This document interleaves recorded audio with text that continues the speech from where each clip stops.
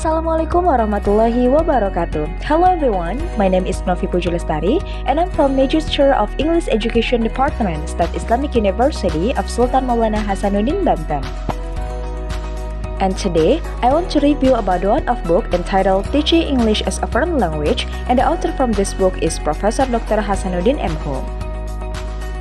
This book begins by describing the brief history of language teaching. As we know that English is the international language today.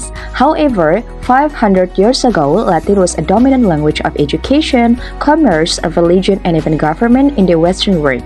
However, in the 16th century, French, Italian, and English gained in importance as the result of political change in Europe, and Latin became displaced as the language of spoken and written communication. Modern language began to enter the curriculum of European school in the 19th century. They were taught using the same procedure that were used for teaching Latin. Then, there was some textbook consist of grammar rules, list of vocabulary, and the sentence from translations. However, the speaking of foreign language was not the goal, and the oral practice was limited to students for reading aloud the sentence that had translated.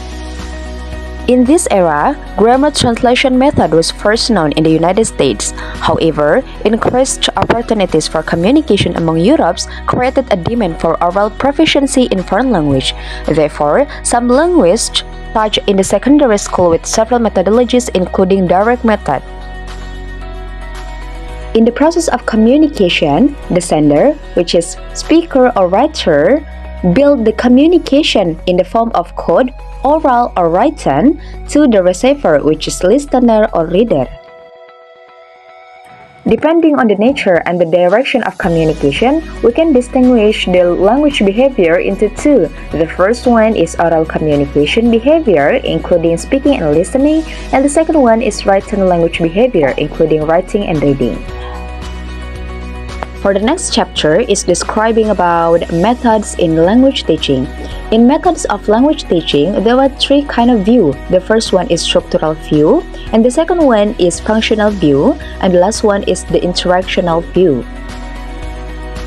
In structural view, the target of language learning is seen to be mastery of elements of this system, which are defined in the terms of phonological units and grammatical operations.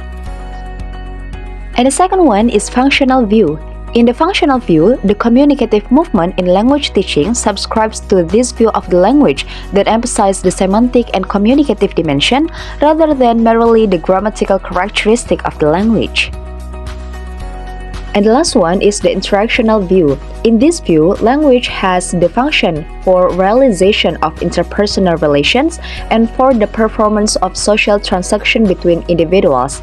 And language also has the function as the tool for creation and maintains the social relations. For the next one, this chapter describes about the role of learner and teacher. The first one is the role of learner. According to Johnson and Paulston, there were some roles of the learner. The first one, learner plans their own learning programs, and they also assume the responsibilities for what they do in the classroom. The next one, learners monitor and evaluate their own progress. For the third, learners are the members of the group and learn by interacting with others. For the fourth, learner tutor other learners. And the last one, learners learn from the teacher, from other students, and from other teaching sources. Besides, there were several roles of the teacher. Richard and Rogers state that there are four roles of the teacher. The first one, the teacher are expected to fulfill whether they are practice director, counselor, or model, for example. And the second one, the degree of control. The teacher has over how learning takes place. And the third one, the teacher also responsible for determining the content of what is taught. And the last one, the interactional patterns that develop between teachers and learners. For the next one is the role of instructional material. The first one, material will focus on communicative abilities of interpretation, expression, and negotiation. And the second one, material will focus on understandable, relevant, and interesting exchange information rather than the presentation of grammatical form. And the last one, the material will involve a different kind of text and different media. The components of communicative competence. In communicative competence, there are 4 domains of knowledge and skills, including grammatical competence, social-linguistic competence, discourse competence, and strategic competence. And then, this chapter describes about the silent way, the one of methodology in teaching English. The silent way share a great deal with other learning theories and educational philosophies. And then, the learning hypothesis underlying the Gotten could be stated as follows.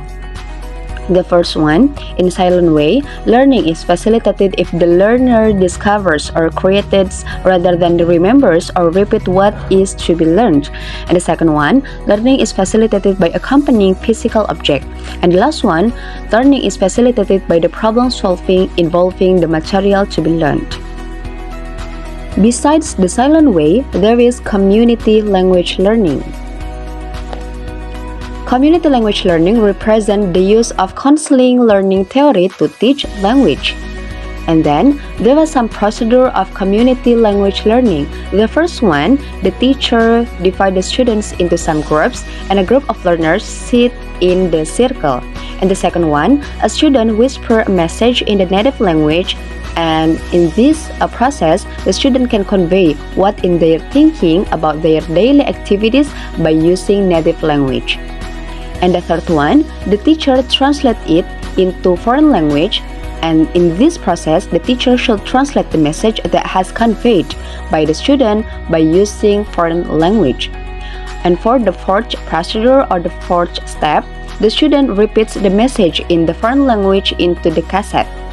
And the fifth one, the students compose further message in the foreign language with the teacher's help. And the last one, students reflect about their feeling.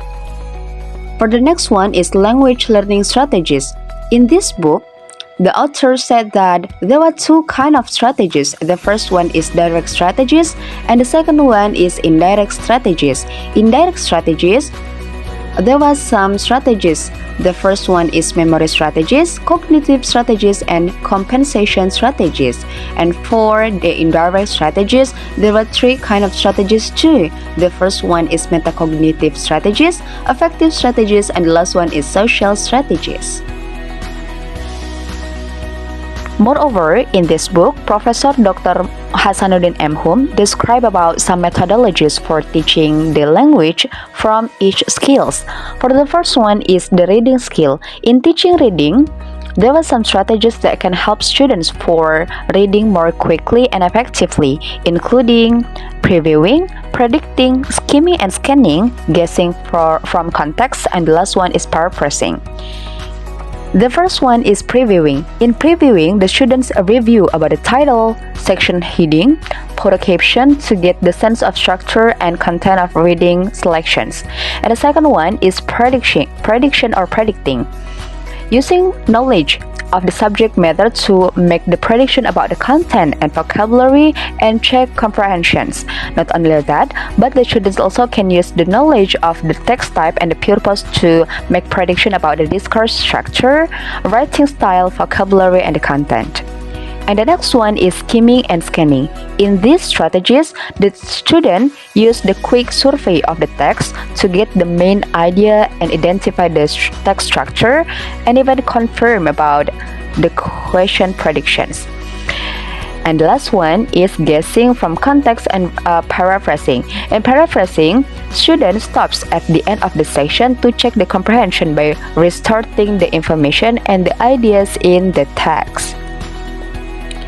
Furthermore, there are several strategies in teaching writing. The first one, the teacher have to concern about focusing the ideas. And the second one, the teacher also have to focus on the model text. Next one, the teacher have to organizing the idea. And the next one is peer evaluation. And the last one is reviewing. For the next one is teaching listening. Professor Dr. Hasanuddin M. Hum stated that there are 2 kinds of strategies in teaching listening. The first one is top-down strategies, and the second one is bottom-up strategies. In top-down strategies, there are some strategies that we can use. For the first one is listening for the main idea, and the next one is predicting. So for the next one is drawing the interference, and the last one is summarizing. Besides, In bottom-up strategies, there are some strategies that we can use for teaching listening. For example, like listening for the specific details, recognizing the cognates, and the last one is recognizing word other patterns. And the last one is teaching speaking. There are several strategies to develop the speaking skill.